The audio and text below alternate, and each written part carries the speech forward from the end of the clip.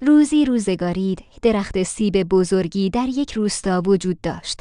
این درخت هر سال میوه‌های شیرین و خوشمزه‌ای میداد و همه روستاییان از آن لذت می‌بردند.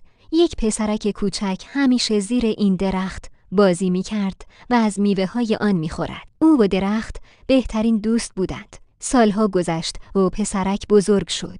یک روز او با ناراحتی نزد درخت آمد و گفت: من دیگر نمی‌توانم مثل قبل با تو بازی کنم. من به پول نیاز دارم تا چیزهایی بخرم. درخت با مهربانی پاسخ داد: من پول ندارم، اما می‌توانی میوه‌هایم را بچینی و بفروشی تا پول درآوری.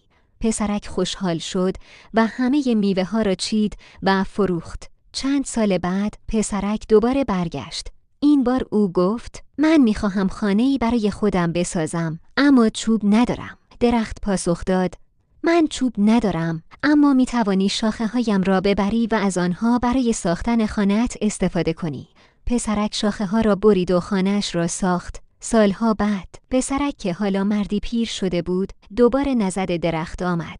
این بار او گفت: من خسته‌ام و می‌خواهم به جایی بروم تا استراحت کنم.